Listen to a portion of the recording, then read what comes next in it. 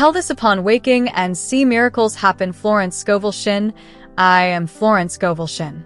And for nearly 1 century, I've been reiterating something that many still consider too bold to believe. The Word of God is like a magic wand in the life of man. Science is only now beginning to grasp what Jesus had already declared 2,000 years ago. By your words you will be justified. It is not hard work, nor cleverness, nor constant struggle that creates wealth. It is the words spoken with faith, the spiritual seed that shapes reality. Think about it. How many times have you risen saying, "It's going to be difficult. I have no luck. The money disappears from my hands." And then the days simply obeyed. But if the word has the power to imprison, it also has the power to set free. And that is what I want to reveal to you today. The divine formula for wealth, the same one that transformed lives, healed hearts, and opened doors when all seemed lost. Every morning I say, and I say it with the conviction that has accompanied me for decades, that the word is the seed of the miracle. It is not a figure of speech. It is a law. When you open your mouth at dawn, you are not releasing empty sounds. You are planting a spiritual seed that will germinate in the next few hours, days, and weeks. Have you ever felt that difference between waking up murmuring, "Just one more day of struggle," and waking up declaring, "Today, I am guided by God's favor"? Which of the two attitudes tends to produce more doors, more ideas, more peace in your chest? The very experience I have accumulated and which I always recount with joy shows that the change begins right there, in the first sentence. I know that for many this sounds contradictory. Florence, if everything is by the word, why have I worked so hard and nothing has changed? I heard that question many times. The answer I always give is gentle, yet firm, because the word that was being sown was one of fear. Fear is inverted faith. You believe in evil instead of believing in good. When the morning begins with thoughts of scarcity, the invisible spirit that responds to our speech receives an instruction. Organize the day to confirm this expectation. That is why I insist. Change the seed. Say, with simplicity and conviction, I am provided for. Today, favor surrounds me. Do this with a straight body, hand over your chest, calm breathing. The gesture makes the word more real to your heart and mind. Perhaps you think, but what if that is naive? What if I simply deny reality and lose prudence? I am not asking for a denial of reason. It is not denying that there are bills to pay, deadlines, and risks. It is altering the inner authority that guides your action. When you declare, "Provision finds me," your subconscious mind begins to look for paths, and your behavior changes. You become more attentive to opportunities, more confident in conversations, less likely to retreat in the face of a no. Modern studies on self-affirmation show exactly this.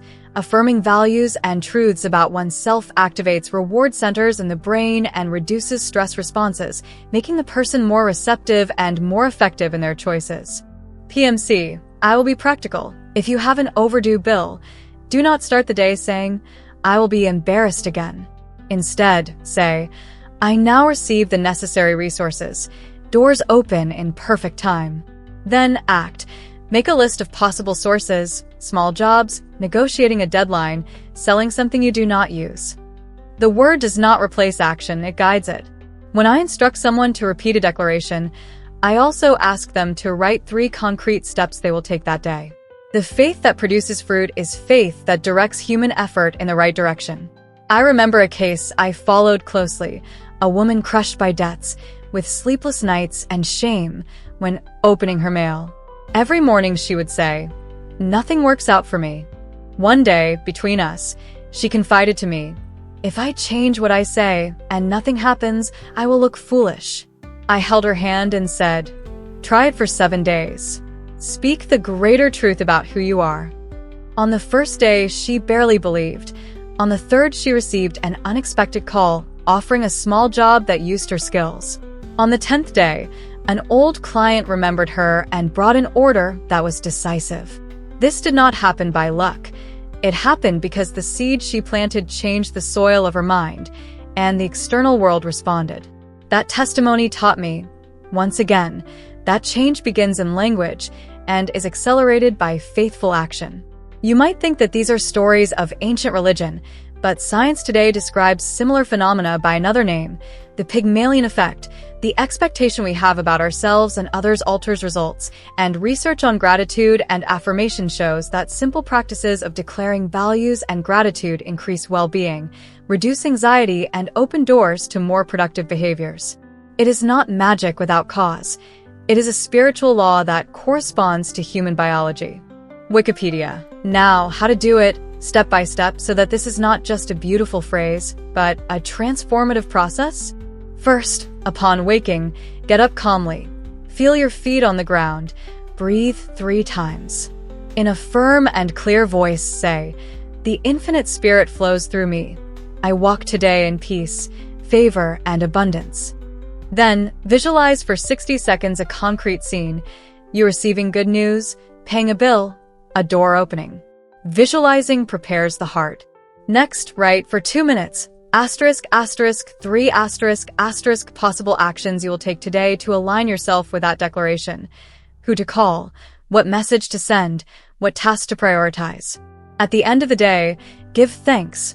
Write a small note of gratitude, even if the apparent victory was small. Gratitude will anchor the planted seed and foster more growth. Recent research shows that gratitude interventions produce real gains in well-being and help sustain behavioral changes. Einstein, Sao Paulo. And when doubt comes, because it will come, do not try to debate with it for hours. Respond with a higher word. I walk by faith, not by sight. Replace the question, why does this never work out for me, with the question, what does God want to accomplish in me today?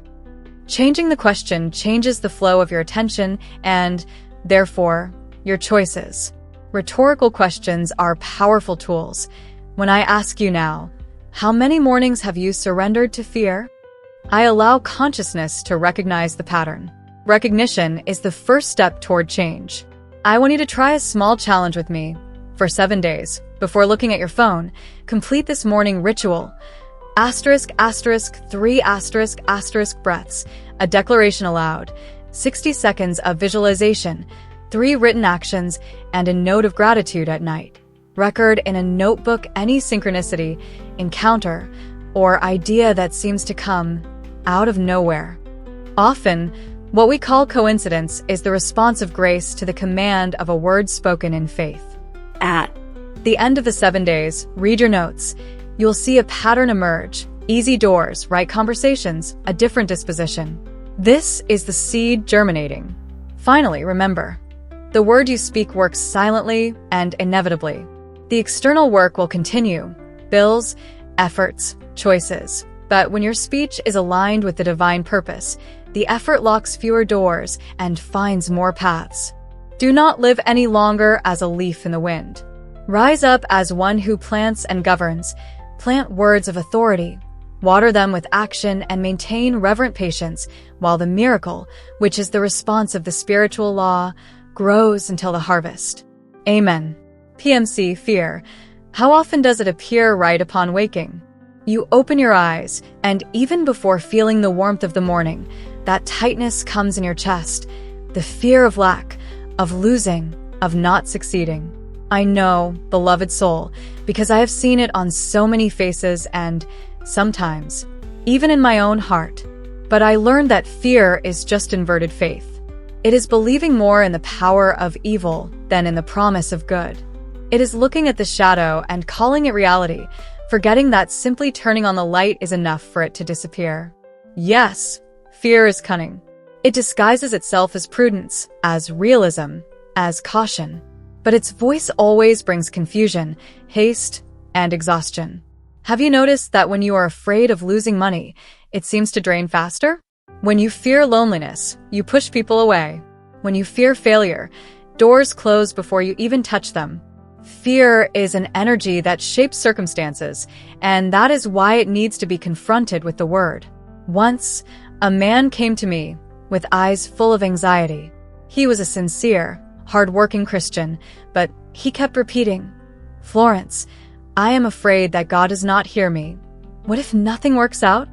I listened to him with compassion and asked him, "My friend, If the word of God is true, and if Jesus promised that all things are possible to him who believes, where does this fear come from? He lowered his head in silence. Then I asked him to declare, every day, a simple affirmation: "The Lord is my shepherd. I shall not want." Not as a request, but as a decree of one who already believes in divine abundance. 3 weeks later, he returned. There was serenity in his gaze. He told me, "Something changed. I did not win the lottery, but the fear disappeared.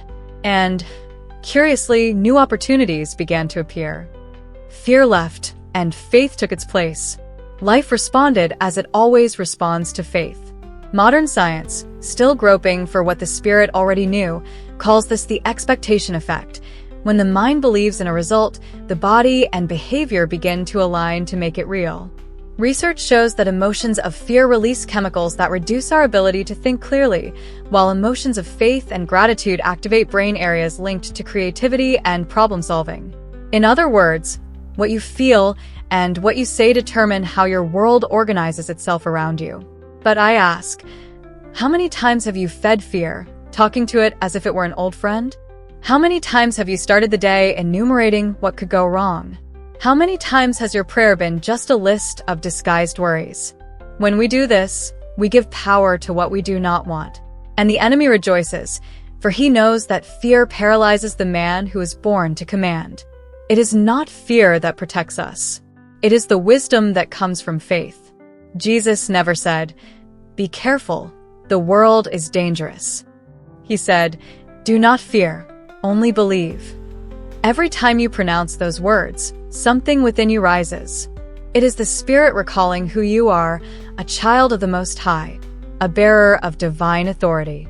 I want you to realize how fear disguises itself in small things, in procrastination, in "I will wait for the right moment," in "maybe it is not for me." This is not prudence. It is doubt dressed as common sense. And doubt is the sister of fear. When it appears, respond immediately with a declaration of faith. Say in a firm voice, "I walk by faith, not by sight." What God promised, He fulfills. I remember a woman I met in New York many years ago. She had talent, courage, and faith, but a secret fear. The fear of being seen prospering. She would say, "If I start succeeding, people will envy me." This belief kept her trapped in cycles of scarcity. One day, I told her gently, "My dear, you are not responsible for the reaction of others, but for the seed you plant in your field." I asked her to replace that thought with another. The prosperity that comes from God inspires and does not provoke envy. She repeated it daily. Shortly after, she began receiving invitations for better jobs and, curiously, helped other women to prosper too. Her fear turned into ministry. Dear listener, fear is just a messenger with no power of its own. It announces the absence of faith, but it cannot remain where the word is proclaimed. When fear says you will not succeed, answer, "I can do all things through him who strengthens me." When it says there is no way out, declare, "The Lord opens paths in the desert." When it whispers, "What if I fail?" say, "God is for me. Who can be against me?" Now, allow me to propose a spiritual exercise. Tomorrow, upon waking, before any thought of worry, close your eyes for an instant and say, "Today, I do not walk with fear. I walk with faith. The Spirit of God guides my every step, and I shall not want." Repeat this as many times as necessary. And whenever fear comes during the day, stop, breathe, and speak again. Do this for 21 days and write down everything that changes, not just externally, but within you. You will realize something powerful. Fear loses its voice when faith speaks louder. And when the temptation comes to think that fear is natural, remember, God did not give you a spirit of fear, but of power, love, and a sound mind. Fear is not a divine warning. It is a distortion of the truth. Faith, yes, is the language of heaven. You are not created to fear tomorrow, but to govern today. And every time you open your mouth to declare the word, fear bows, circumstances organize themselves, and the entire universe conspires in your favor. For where there is faith, there is no room for shadow. Perfect love casts out all fear, and it is in that love that you must rest. There is a silent, eternal law that governs everything that exists. The ancients called it the law of faith, and science today, without realizing it, is beginning to describe it in its experiments on energy, vibration, and mental focus. This is the invisible law that creates the visible. It is the divine power that transforms the word into form, thought into substance, the invisible into reality. Every time you speak with faith, you are releasing a spiritual command that rearranges matter around your life. That is why I say, beloved soul, the word is the bridge between the invisible world of God and the visible world of men. The problem is that most people live as if the invisible were a fantasy. They look at what they have, the bank balance, the bills on the table, the diagnoses of the body, and say, "This is my truth." But the Bible declares, what is seen is temporary, what is unseen is eternal. So I ask, if the invisible is more real, why do we still give so much power to appearances? How many times have you given up on a dream just because you did not see any sign of change? How many times have you looked at circumstances and concluded that God had fallen silent, when, in fact, He was merely waiting for your word of command? I learned this in my own journey. Once, I too found myself aimless, without students, with meager income and a heart full of questions. For a few days, I let fear guide my words. I told myself, perhaps the time for my teachings is over. And as a faithful response to my doubt, life closed down. Classes dwindled, opportunities ceased, and even the sun seemed less golden. Then I recalled what I myself preached. The word is the magic wand of man. That morning, I knelt and declared aloud, the infinite spirit now opens the perfect way for me. No good will be denied to me. I did this without emotion, only out of faithfulness to the spiritual law. But something within me realigned. The next day, I received an unexpected invitation to speak to a small group, and from that meeting was born a new cycle of abundance that lasted for years. Nothing changed externally until the correct word was spoken. So it is with you. Life awaits your decree. When you speak with faith, the invisible moves. The air around you is filled with spiritual substance, a living energy, obedient to the voice of the Spirit. It does not think, it does not question, it merely responds to direction. Modern science is beginning to notice this when studying the power of intention and visualization. Microscopic particles change behavior according to the observer's expectation. The material universe, therefore, is not rigid. It is malleable to consciousness. Jesus had already demonstrated this truth when he said, "Whatever you ask for in prayer, believe that you have received it, and it will be yours." Faith is not a vague feeling. It is the force that shapes reality. Think about it. Every construction is born from an invisible plan. Before the house, there is the blueprint. Before the music, there is the melody in the composer's spirit. Before the miracle, there is the spoken word. Nothing comes from nothing. You create first in the invisible, by faith, and then manifest in the visible. If your inner self is full of doubt, fear, and murmuring, what you manifest are shadows of those seeds. But if your inner self is full of faith and the living word, circumstances align like iron attracted by a magnet. And here I want to touch on a delicate point. Many men who scorned this law ruined their own lives. I met a merchant at the turn of the century who openly said, "I do not believe in this invisible power. I only believe in hard work and luck." He was a good man, but he lived in struggle, complaining about every customer, cursing the bills, calling what he himself planted bad luck. In a few years, he lost everything. Not because God punished him, but because his constant word of scarcity created an atmosphere of failure that drove away opportunities. The universe does not discern irony. It merely obeys. The mouth speaks and life executes. But see the contrast. I also met a simple woman, a housekeeper, who every day said, "The Lord is my provider and abundance finds me." She had not studied spiritual laws, nor did she know philosophy, but she spoke the truth with faith. Little by little, Doors opened, generous clients, new gifts revealed, and a serene joy that transformed her wherever she went. This woman understood what many wise people are still seeking. True wealth is the natural consequence of a heart aligned with the invisible. Physics calls this resonance. Faith calls it agreement with God. When you speak what heaven has already declared, matter vibrates at the same frequency and manifests the corresponding form. "Let there be light," said the Creator, and there was light. When you say, "Let there be abundance," the same divine energy moves, and it must obey. This is the invisible law that creates the visible. I want you to see with the eyes of the Spirit. Imagine your life as a fertile field.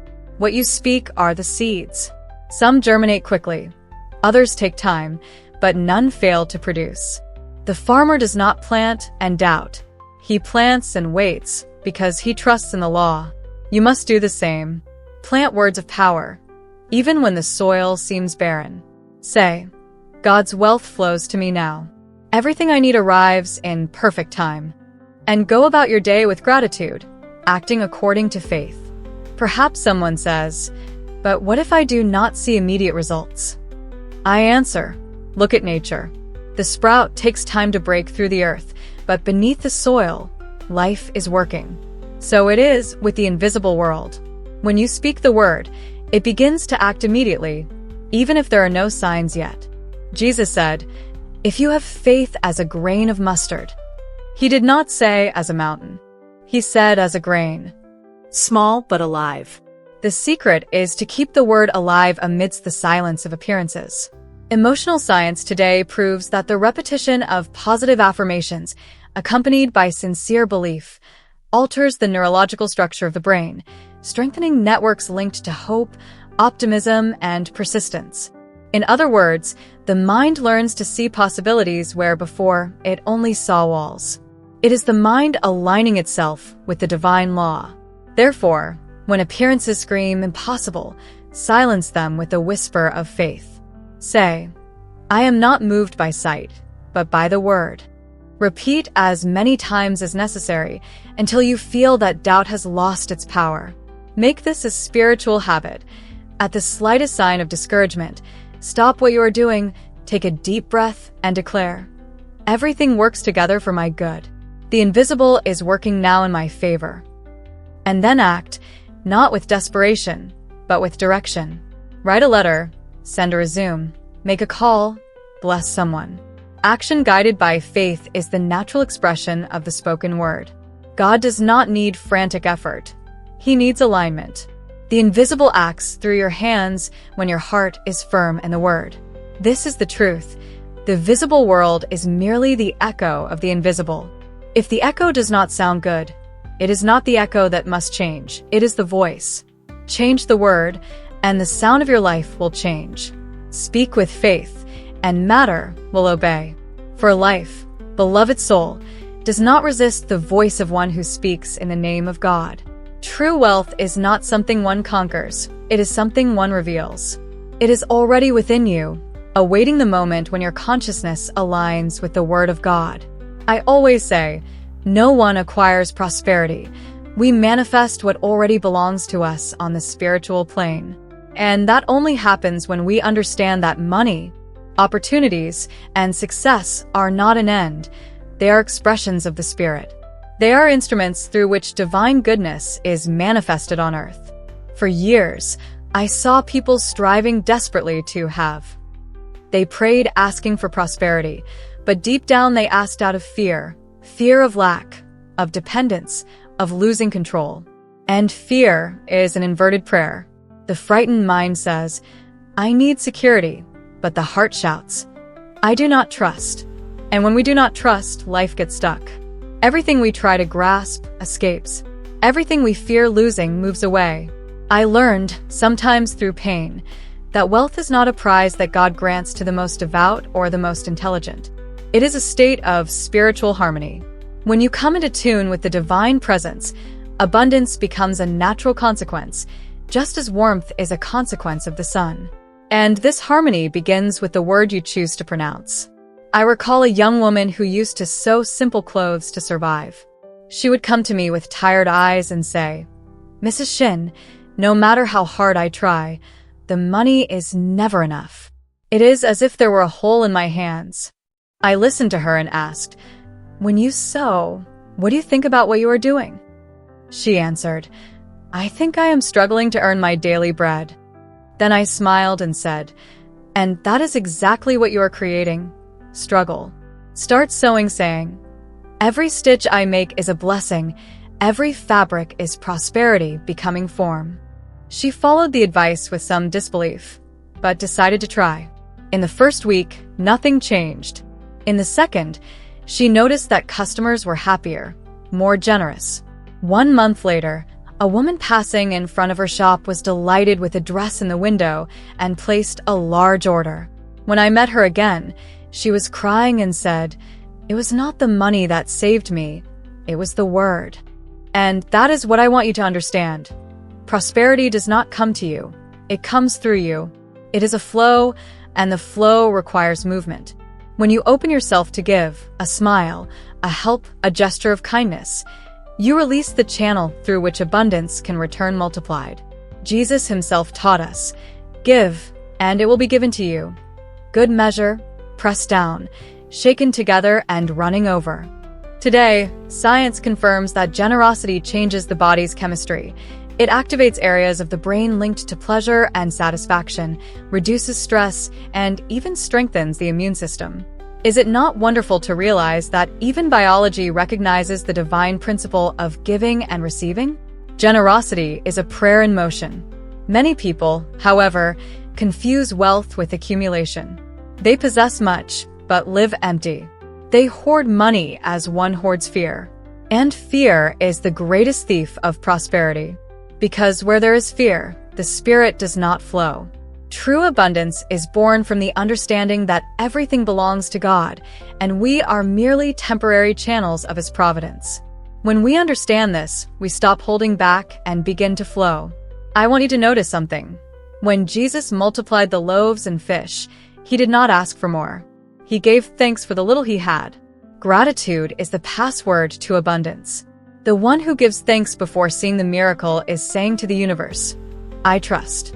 And trust is the key that opens all doors. Now, think with me, how many times have you prayed for money, but felt fear while praying? How many times have you worked tirelessly without feeling joy?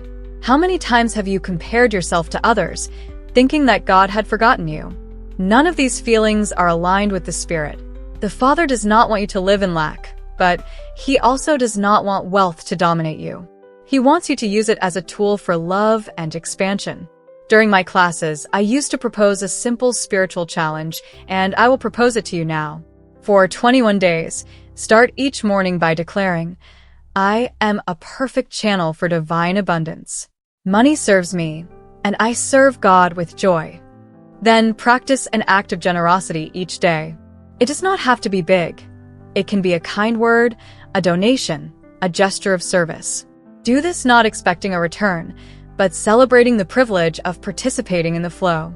In a few days, you will start to feel a change, first in your mind, then in your reality. Wealth is, above all, a state of consciousness. When you are filled with the divine presence, everything around reflects that fullness. Health improves, relationships harmonize, doors open. It is as if life says, "Now that you have remembered who you are, I can entrust more to you." Therefore, do not seek prosperity with anxiety. Seek the presence of God, because where He is, nothing is lacking. When your soul rests in this understanding, money ceases to be a burden and becomes a song. You start working with lightness, giving thanks for every task and seeing prosperity in everything you touch. And if at any moment you doubt, close your eyes and say in a soft voice, "I am one with the Spirit, and the Spirit is abundance." Repeat until you feel the peace return, because peace is the first sign of true wealth. Everything that comes from God brings peace. Remember, you are not a beggar asking for crumbs from heaven. You are an heir to the divine promises. And the Father's inheritance is abundance, beauty, joy, and purpose. Let that flow through you. Serve the world with love and life. will take care of serving you with generosity. Thus, you will understand that wealth is not in possessing, but in being a channel of the Spirit, through which God's goodness becomes visible in the world. And when that happens, when money, work, ideas, and opportunities flow in harmony, you will realize that you have always been rich. You had just forgotten. True wealth, my dear listener, is not only in what you have, but in what you believe and declare with faith. The most important point I wish to engrave upon your soul is this: the Word of God, when spoken with conviction, is the creative force that transforms all reality. Every sentence you pronounce is a spiritual seed that begins to shape your tomorrow. If you want to see prosperity, speak prosperity. If you desire to see healing, declare healing. If you long for peace, pronounce peace. Everything begins with the Word, and all that is spoken in the name of faith becomes possible. Therefore, continue with me on this journey of spiritual awakening. The next video appearing on the screen is your next step. In it, you will climb one more level on the ladder of divine wisdom, and you will become 1% better than you are now, more conscious, more confident, more aligned with the power of the Word. If this message touched your heart, I thank you with all my being for supporting this work with the thanks button. That is what keeps the mission of spreading light and wisdom alive. And if you wish to go even deeper, with exclusive content and priority on future videos, become part of our subscriber community. I await you there in the next video, ready to together reveal another secret of the Spirit and move one step further on this journey of faith, prosperity, and purpose.